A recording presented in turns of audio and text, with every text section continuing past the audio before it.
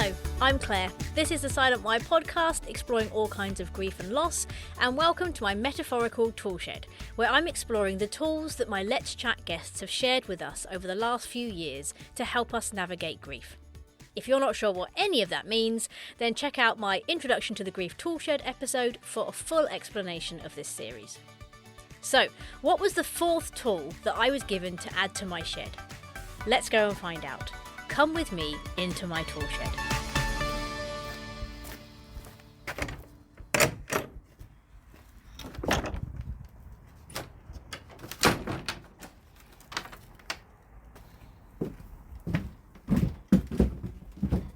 I want to suggest my favorite tool. My favorite tool is a tree pruner. It's a cutting tool at the end of a very long pole, usually a long telescoping pole. A telescopic tree pruner. Yes, in this Let's Chat episode, I spoke to Jared Altic about what it's like working as a police chaplain. Jared has 25 years of experience serving and counselling military and law enforcement families and working with police in areas of wellness. And he's not only a voluntary police chaplain at his local police department in Kansas City, but also a full-time pastor. And we explored all the types of situations a police chaplain might be able to help with, why it's important to have chaplains in a job like this, and what Jared has had to put in place himself to avoid compassion fatigue. And at the end of the episode, I asked him what tool he wants to add to my metaphorical toolshed that could help others going through loss, and he wanted to add a telescopic tree pruner. Another very practical tool for my shed. So let's see how this tool can help us with our grief work. So, tree pruners. Now, if you're not a gardener, you may have heard of pruners and be picturing something like a giant pair of scissors at this point. But Jared spoke specifically about tree pruners, which are a little different. Tree pruners can take different shapes, as Jared mentioned, so I pootled on over to Google to find out how many types of these things there are. The amount of useless gardening information that I'm gathering and sharing with you during this series is rapidly mounting. The first thing I found out is that they can also be called pole pruners. And they can be anything from 6 to 18 feet long. And in very basic terms, there are two different types. One with a rope and a pulley system that operates a cutting mechanism, a kind of a saw, and then the electric-powered ones. And they're basically designed to help you safely cut and trim high, hard-to-reach branches, and twigs and foliage on trees, because you can use them while safely standing on the ground, rather than precariously balancing on a ladder. Although I'm sure there are some daredevils amongst you that have tried to use both. Tut tut. So, why would you use them? And at this point, I just want to stop to say that I am painfully aware that one of our most faithful listeners and supporters of the podcast is a professional gardener who works at places like the Chelsea Flower Show. So, John, please forgive me for any wrong information I convey during this or any of my episodes and any analogies that I miss. So, back to it. Why would you use these kinds of tree pruners? Well, safety. You're on the ground, you're not climbing a tree with a giant pair of scissors. You can improve the tree health. You keep trees healthy when you remove diseased or overcrowded branches, because it can improve how the sunlight comes through and air circulation. Shape and control. Apparently, it's essential for shaping young trees and controlling growth to keep them structurally sound. Plus, it helps you reach deeper into thorny bushes. And I know from watching my husband at our last churchyard gardening tidy-up event that if one of these contraptions is in the vicinity of a male, there is a high chance they're itching to have a go with it. Such a powerful feeling is to be had from chopping branches 15 feet in the air, apparently. Now, in the Let's Chat episode, Jared said this was one of his favourite tools, and that he'd learnt the importance of taking care of tall, mature trees on his property from his dad. He said that often trees get broken branches or diseased branches, which become dangerous to anyone under the tree. So you have to carefully remove them, making sure to jump out of the way yourself when it falls. And he felt that's what it was like being a chaplain. He helped people identify problems they might not have seen yet to help them sort them out. Hopefully, while it's still small and before it gets too big or someone gets hurt. Then he said something that immediately stood out to me for this episode. Trees aren't just naturally healthy. And that made me stop and think. And I'm going to use that today as a heading for helping us in grief, because humans aren't naturally healthy. If you could name a human that is naturally healthy in every aspect, physically, mentally, emotionally and spiritually, I would probably give you a doubtful narrowing of the eyes and move on with the conversation. Don't get me wrong, it's possible to be healthy in all those areas at once. But I would argue not naturally. Because we all face things like setbacks, grief, pain, frustration, abuse, illness, betrayal, and the rest of a very long list, and all of those things leave a mark. All of those things shape us into who we are, and they can either shape us in a healthy way or in an unhealthy way. And in my experience, to let them shape you in a healthy way takes a lot of work and experience, knowledge, perseverance, counselling, understanding, self-help, self-work, self-awareness, and many, many other things. Humans aren't naturally healthy. We have to work at it. There will always be things that need to be chopped out, pruned, reworked, reshaped, seen from a different angle. And just when we get one area sussed, something else is going to come along to start the process all over again in a different area. Grief itself is a natural, healthy thing. But it doesn't mean we are going to deal with it in a healthy way, or that our reaction to it is going to be healthy. It would be lovely if it was. But life isn't that simple, boys and girls. So how can a metaphorical tree pruner help us in our grief? Well, it's not a common everyday kind of tool, so I think it's there to help us with issues that aren't your everyday kind of issues. It's not like weeding where you can just do it every day. This is more specialised, and sometimes in life and in grief, we need something more specialised. In this instance, what needs to be pruned is hard to reach. Therefore, the usual pruners that we have in our sheds probably aren't going to be able to help us with this. We might not be able to see what needs fixing, but even if we can see it just about, it doesn't mean even with the right tool we necessarily know how to go about sorting the problem. So we're going to need special tools outside of ourselves to help us get to these issues. And that's where chaplains, counsellors, therapists, friends, maybe even family can help. They can be the long pole on our pruners. A tree can't see for itself what needs to be chopped down, because it's very hard to see what needs to be done to a tree without standing back and taking in the whole tree, which a tree can't do for itself. And I'd argue that maybe humans can't either. So we often need help, or poles. Not Polish people, but something that helps us reach what we can't see as a problem and what we can't reach. Someone from the outside can see the whole shape of us. Not just the issue that we're struggling with in that moment, but also the situations and environments that we're in. Work, family, friends, relationships. Things we're going through, dealing with and not dealing with. Only when you can see the whole tree or person can you truly see what might need to be pruned or dealt with. You can also see if the tree can cope with it. If 80% of the branches are broken, you might have to reassess whether the tree could cope with losing all that in one go or maybe do it in stages. You can also see if you need to remove other healthy branches to balance the shape of the tree. These are all things a tree can't do on its own, and we can't either. Sometimes we need people outside of ourselves to help us identify what might be looking a bit damaged, dead, or diseased in our life. Apparently that's what you're trying to get rid of when you're trimming a healthy tree. You're getting rid of the 3 Ds, dead, diseased, and damaged branches. So what do we need to prune a tree? Let's see what the Royal Horticultural Society website advises. Firstly, it says you need sharp blades and the right tools. It's no good hacking at a branch with blunt blades or trying to poke the tree with a hoe. You'll either do nothing, make a fool of yourself, or make the situation a whole lot worse. For us in grief, this means you need to make sure you find the right people to help you. Not just any people, sharp people. The right people. People who are switched on, who either know us really well or have the skills, experience or training to deal with this kind of thing. I think we all know the pain of chatting to someone about something we really need help with. It's deep, it's hard to reach, only to find that the person we're talking to responds in a way that hurts us more, minimises what we're experiencing, or doesn't know how to help us and just changes the subject. In this situation, it's a bit like someone coming at a tree with completely the wrong tools or blunt instruments and waving them around all over the place, probably not even touching the stuff that needs work and maybe actually damaging the good growth instead. We need to be wise. We need sharp people who have the right tools, especially if we're going to deal with some of those more hard-to-reach issues that we need help with. Don't let blunt people cut your branches. I might sell that as a motivational poster. What else do we need to prune a tree? You need an idea of what you're trying to achieve.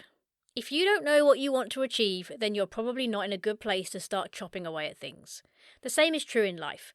You don't want to go messing around with things for the fun of it. You need to be strategic in what you want to identify and deal with in your life. And be in a place to deal with whatever comes up.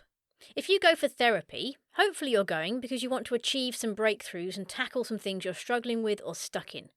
There's no point going if every week you're just going to say, I don't know, and disengage with the session. You need to know what you want to achieve and be willing to work towards it. The next step in tree pruning, once you have all the right tools, sharp blades, idea of what you want to achieve, get to work. Make sure you're in a safe place. This is both important for not getting squashed by a tree branch and for opening up the bigger issues in your life as a human. And then you can start to cut out the things that you've identified need to go. And this isn't easy work, in both the tree and the human way. This is why you need wise, skilled, experienced, sharp people with you. Because opening up issues that are a bit further from the surface are usually deeper or higher for a reason. If we've pushed things further away, we've probably done that for a reason. Maybe we're worried about something. The pain, the memory, the trauma, the effect on us. It could be many things. And as these issues come closer, it can be scary. But again, that's what the professional is for. Not only do they help you see it, reach it and bring it down, but they can also help you break it into smaller pieces and show you how to dispose of it eventually. Or start to at least. Then the last step in the tree pruning process, which might take minutes or hours for the tree, but could be years or decades for the human, is to stand back and assess. Take a look at your handiwork. Appreciate the beauty of what pruning can do to encourage new growth and see the sun, or maybe the hope, shining through the branches. Feel proud of yourself. Pat yourself on the back, or on the head, or pat your sharp person on the head. Maybe get their permission first, or buy them a poster that says, "Don't let blunt people cut your branches." That'll confuse them. In Howard Moss's poem, The Pruned Tree, he said this, Sean, okay, that's not a boy's name, it's Shorn, so I'll start again. Sean, I rejoice in what was taken from me. But what could this actually look like in a real situation? Let's say someone you loved very much died. And attached to the death is a guilt of some kind that you've pushed way, way into the back of your mind because it's too painful. In fact, you don't even recognise it as guilt anymore. Over time, you realise that life is starting to suffer in certain areas. Maybe you've distanced yourself from those that knew that person that you lost. Maybe you don't get close to people anymore, or you've put up barriers. You've changed into a more detached person. And either you recognise this and want to change, or someone you trust has pointed it out to you. So you decide to do something about it, but you're not sure where to start. So you book in for some therapy or counselling. You find someone you like that you connect with and feel safe with. After a few sessions, the topic of the death of your loved one comes up, and the therapist notices the guilt. This is where someone is seeing you as that whole tree, and they spot a diseased branch deep in the middle, high up, that's causing other issues in your life now. And maybe you can't recognise it or see it. You can't see what they can see, but they have the tools to help you deal with it. And you decide to let them. Over time, that branch will be looked at, assessed, named, explained. And as you see where and how it's connected to you, the damage it's done or is doing and could do to others, you allow the therapist to start to use their sharp tools to help to remove it with you. You see, for some things, a specialist is needed or a special tool. And when you engage one of those, the benefit to you as a whole and to others and to your relationships and your grief can be huge. It allows you to start to heal, change and grow, and suddenly you feel able to let go of things that maybe you were keeping hold of that weren't good, that were damaging you. And this is how a long-polled therapist can help you. I saw another point about pruning trees.